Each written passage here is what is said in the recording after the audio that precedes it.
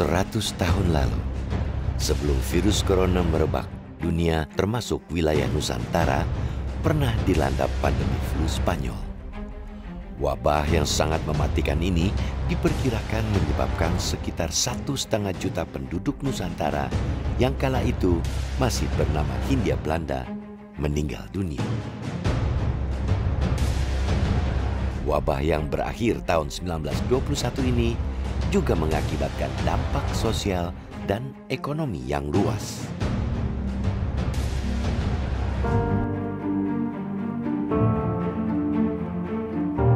Wabah flu Spanyol merebak sejak tahun 1918 ketika sebagian wilayah dunia dilanda Perang Dunia Pertama. Wabah yang berlangsung lebih dari 2 tahun ini diperkirakan mengakibatkan 50 hingga 100 juta orang di seluruh dunia kehilangan nyawa. Spanyol ini adalah sebuah wabah penyakit influenza sebetulnya yang berasal dari Amerika Serikat ketika itu, yang kemudian menyebar sampai ke benua Eropa karena dibawa oleh tentara Amerika Serikat di sekitar tahun 1917, dan kemudian di Eropa karena ketika itu dunia sedang dilanda Perang Dunia Pertama, ini kemudian menyebar ke beberapa negara. Pertama-tama di Perancis, dan dari Perancis kemudian menyebar ke berbagai negara lain di Eropa yang ketika itu terlibat di dalam perang karena tentara Amerika yang ketika itu pergi ke Eropa bertugas di Perancis. Dan karena suasana Perang Dunia Pertama, pemberitaan tentang adanya wabah influenza yang baru merebak ini tidak terlalu banyak mengemuka. Jadi karena sensor yang ketika itu diterapkan di berbagai negara yang terlibat dalam Perang Dunia Pertama. Nah, ketika masuk ke Spanyol, ini kemudian menjadi wabah yang cukup, bukan hanya cukup, tapi sangat besar ketika itu. Dan Spanyol ketika itu adalah negara yang netral. Jadi karena itu dunia tahu pertama kali adanya wabah influenza baru ini adalah karena menyebar secara meluas di Spanyol. Dan karena itulah kemudian flu ini dikenal sebagai flu Spanyol. Wabah flu Spanyol disebabkan virus sejenis influenza A subtype H1N1. Gejala dari penyakit ini tidak biasa. Dan karena ketidaktahuan pada awal penyebarannya, flu Spanyol sempat didiagnosa sebagai beragam penyakit seperti demam berdarah, kolera, atau tipus.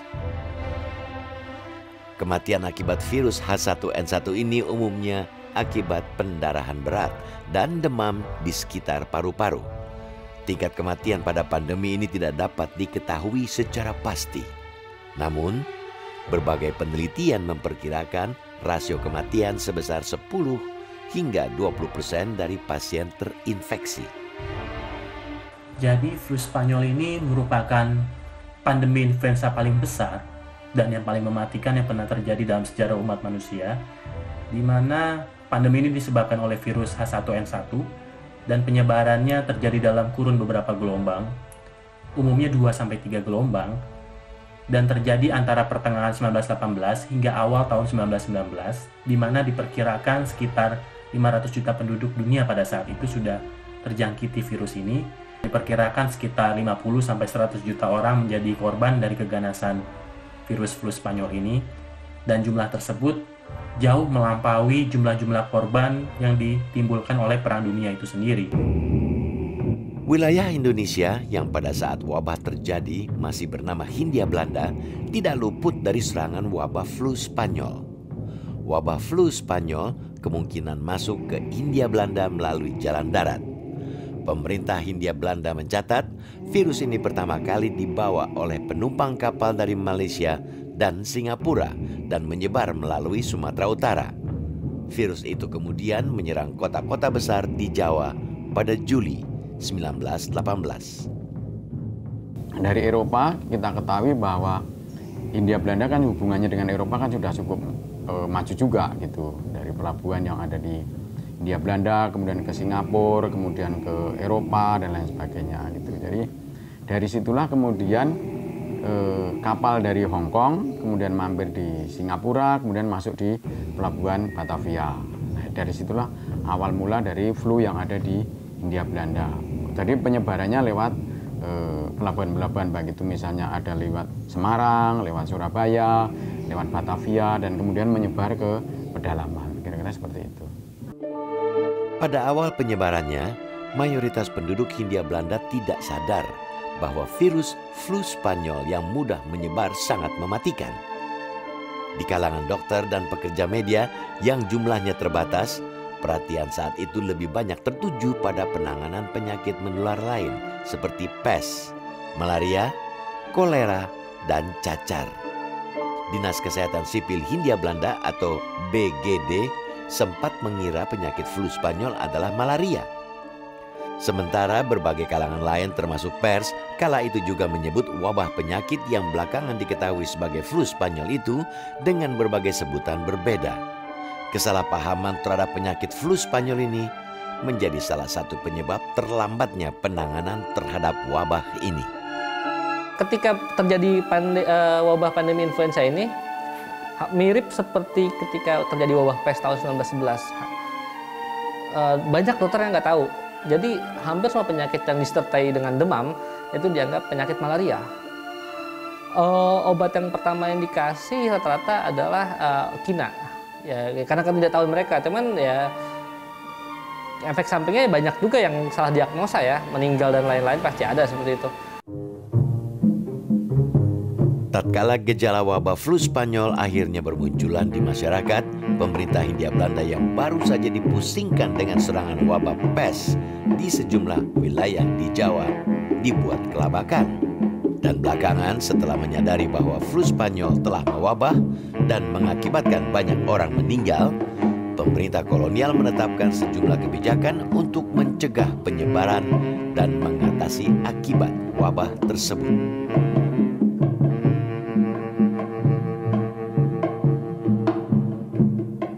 Bahkan ada dokter ya, saya membaca laporan dokter Bumi Putra yang meninggal, ada juga untuk yang dokter Eropa yang meninggal saya belum menemukan ya.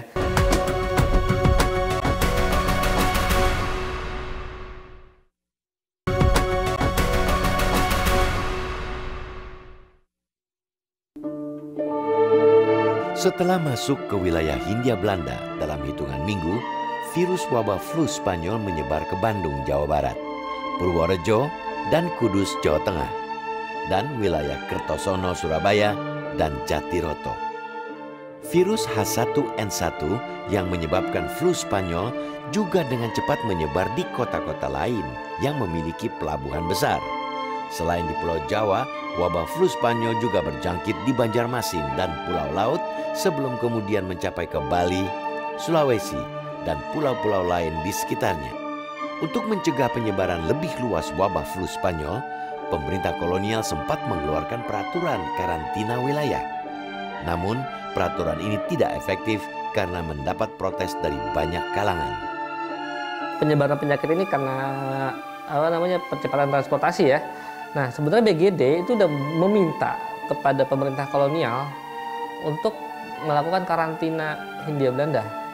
Tapi ternyata ditolak, dipermasalahkan malah oleh KPM namanya, Koninklijk Paket Vaart Maatschappij. Mungkin kalau zaman sekarang itu PELNI. Nah, mereka tuh menolak karena dianggap mengganggu bisnis mereka. Hingga bulan Juli 1918, pemerintah kolonial yang tidak menyadari wabah flu Spanyol telah menyebar di banyak kota di Hindia Belanda belum mengambil langkah-langkah luar biasa untuk mengatasi wabah tersebut. Namun setelah banyak rumah sakit kebanjiran pasien pengidap flu Spanyol, pemerintah kolonial baru mulai bertindak ekstra, termasuk diantaranya dengan mengeluarkan himbauan pemakaian masker dan pembatasan kebebasan berkumpul. Beberapa dokter di Hindia Belanda sempat merekomendasikan berbagai tindak pencegahan, mulai dari mengisolasi orang yang sakit, melarang pertemuan atau acara yang berpotensi memicu keramaian, penutupan sementara sekolah-sekolah dan tempat umum, membuat tambahan ventilasi pada rumah-rumah, mandi dan cuci tangan secara rutin, hingga menggunakan obat-obatan yang direkomendasikan oleh pemerintah seperti kina, aspirin, dan salipirin. Namun terobosan penting lainnya yang dilakukan oleh mereka adalah merekomendasikan penggunaan masker kepada para penduduk. Meningkatnya jumlah pasien flu Spanyol saat itu tidak diimbangi dengan ketersediaan jumlah fasilitas kesehatan. Nyaris seluruh rumah sakit mendadak kebanjiran pasien. Karena keterbatasan kamar, banyak pasien yang tidak bisa ditampung rumah sakit. Banyak dokter juga tidak bisa berbuat banyak untuk menolong para pasien. Karena mayoritas dari mereka belum mengenal virus H1N1. Apa yang mereka bilang kewalahan lah dengan kondisi banyaknya pasien dan lain-lain. Bahkan ada dokter ya, saya membaca laporan dokter Bumi Putra yang meninggal, ada juga untuk yang dokter Eropa yang meninggal saya belum menemukan ya. Karena kurangnya fasilitas kamar untuk merawat pasien, sejumlah rumah sakit kala itu dilaporkan menolak pasien. Saat itu, rasio perbandingan jumlah dokter atau tenaga kesehatan dengan jumlah warga Hindia Belanda diperkirakan berkisar 1:16.000 orang. Akhirnya begini, karena situasi tenaga medis yang tidak cukup, dokter-dokter Eropa lebih memilih ke orang-orang yang kaya. Makanya disebutnya dokter Eropa itu sangat diskriminatif terhadap orang pribumi yang dalam tanda petik tidak mampu membayar mahal, kira-kira gitu. Jadi dokter pun memilih pasien-pasien yang karena dia menaikkan harga untuk pembayarannya, jasanya gitu. Jadi dokter-dokter Eropa menaikkan harganya, akhirnya menimbulkan kritik juga dari masyarakat bahwa dokter Eropa hanya menanganin orang-orang Eropa saja, sedangkan orang Bumi Putra dibiarkan saja meninggal begitu saja. Jadi ini sesuatu yang sangat tidak bagus. Dalam sebuah rapat Volkskrant, Dr. Abdul Rifai mengatakan sekitar 5% dari total populasi penduduk Surabaya terjangkit flu Spanyol. Di wilayah Pasuruan, dilaporkan ada sejumlah jenazah diletakkan begitu saja di pinggir jalan karena banyak tenaga penggali kubur terjangkit flu Spanyol. Banyaknya kematian yang diduga disebabkan wabah flu Spanyol juga terjadi di banyak wilayah lain di luar Pulau Jawa. Flu Spanyol ini ketika orang terinfeksi, pagi mungkin kita bisa berbicara bersama-sama. Sore salah satu dari orang yang berkumpul itu bisa dia meninggal, saking cepatnya. Berbagai masalah lain yang diakibatkan wabah flu Spanyol dilaporkan juga terjadi di berbagai daerah. Menurut laporan BDG, pada tahun 1920, nyaris tidak ada daerah di Hindia Belanda yang tidak terjangkit wabah flu Spanyol. Akibat wabah ini, pintu rumah-rumah penduduk banyak yang tertutup, jalan-jalan menjadi lengang, dan banyak hewan ternak mati kelaparan. Biasanya ada kepercayaan bahwa dengan mengarak beberapa pusaka tertentu mengelilingi wilayah yang dilanda oleh wabah penyakit atau pagebluk ini, diharapkan itu wabah penyakit akan mereda dan kemudian masyarakat akan kembali sehat.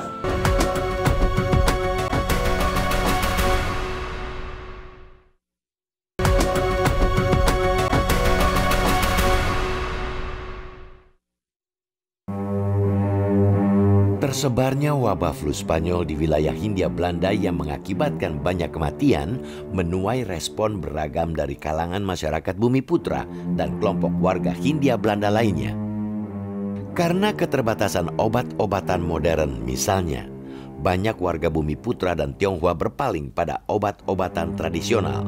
Selain itu, tidak sedikit dari mereka kemudian juga menggelar sejenis kegiatan tolak bala atau menolak musibah yang berakar dari tradisi atau kepercayaan mereka. Terbatasnya akses penduduk Bumi Putra dan Tionghoa terhadap fasilitas pengobatan barat mendorong mereka untuk menggunakan ramuan dan racikan tradisional untuk menanggulangi virus influenza tersebut. Nah, tidak sedikit juga penduduk di Hindia Belanda yang melihat pandemi influenza tersebut sebagai hukum kodrat atau kutukan. Karena itu mereka percaya bahwa cara satu-satunya untuk mengusir penyakit tersebut adalah dengan melakukan ritual-ritual pengusiran yang dipercaya dapat menetralisir atau mengusir arwah jahat. Kalangan pemimpin masyarakat lokal Bumi Putra kala itu juga merespon penyebaran wabah flu Spanyol dengan cara beragam. Pihak Keraton Yogyakarta pada tahun 1918 misalnya mengarak pusaka Kesultanan Kiai Tunggul Wulung sebagai ritual tolak bala untuk mencegah penyebaran wabah flu Spanyol. Kegiatan mengarak pusaka Kiai Tunggul Wulung ini, menurut sejarawan MC Rickleves dalam buku Mengislamkan Jawa, diyakini warga bisa menghentikan penyebaran wabah flu Spanyol yang tengah terjadi. Biasanya ada kepercayaan bahwa dengan mengarak beberapa pusaka tertentu mengelilingi wilayah yang dilanda oleh wabah penyakit atau pagebluk ini, diharapkan itu wabah penyakit akan mereda dan kemudian masyarakat akan kembali sehat. Jadi kepercayaan semacam ini sangat kuat di kalangan masyarakat Jawa ketika itu, karena memang masyarakat Jawa ketika itu belum sampai pada pemahaman atau tingkat pendidikan seperti yang kita lihat sekarang. Jadi karena mayoritas masyarakat ketika itu masih berada di dalam alam pikir tradisional, jadi mereka sangat mempercayai akan kekuatan-kekuatan yang sifatnya mungkin di luar rasio atau akal, ya, untuk bisa diharapkan itu membantu mengatasi wabah penyakit ataupun pandemi. Jumlah kematian yang terjadi akibat flu Spanyol di Hindia Belanda hingga kini tidak bisa dipastikan. Beberapa faktor yang menyebabkan kesulitan penghitungan antara lain karena belum ada sensus penduduk yang menunjukkan jumlah pasti penduduk Hindia Belanda. Selain itu, ada kemungkinan terjadi banyak kematian di daerah-daerah terpencil yang tidak tercatat. Korban meninggal akibat flu Spanyol di Hindia Belanda menurut beberapa media cetak saat itu, semisal Pewarta Surabaya dilaporkan mencapai 1,5 juta orang. Sementara Colin Brown dalam buku The Influenza Pandemic 1918 in Indonesia menulis jumlah korban flu Spanyol di wilayah Hindia Belanda pada sepanjang tahun 1918 hingga 1920 mencapai angka 1,5 juta. Namun, sejumlah penelitian lain menemukan jumlah angka kematian yang berbeda. Sejarawan Colin Brown memperkirakan angka kematian akibat flu Spanyol di Hindia mencapai 1,5 juta jiwa, atau 30,6 jiwa per 1.000 orang.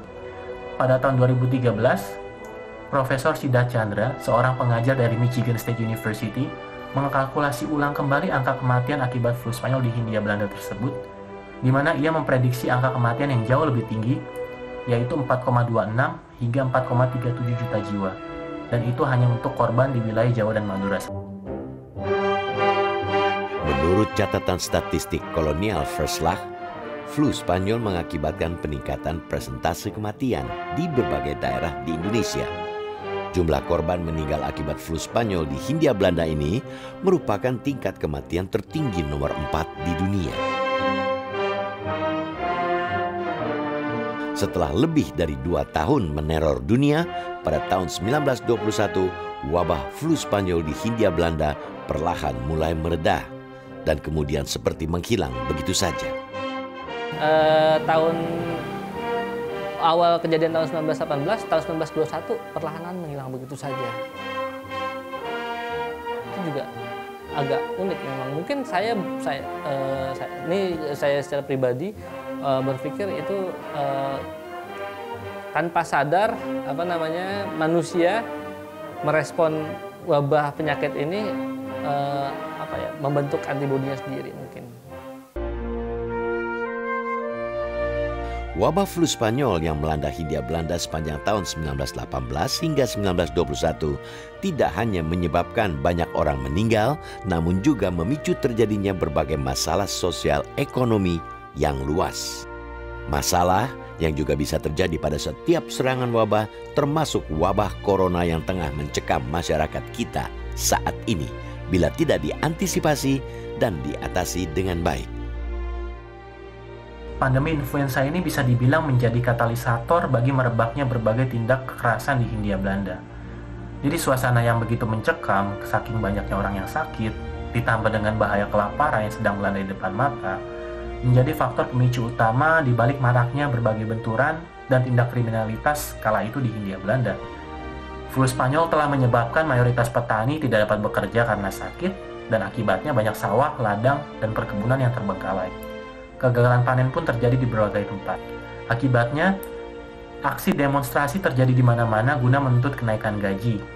Salah satu yang terbesar mungkin terjadi di Semarang pada bulan November 1918, yang membuat aktivitas ekonomi di Semarang harus terhenti hingga beberapa hari lamanya.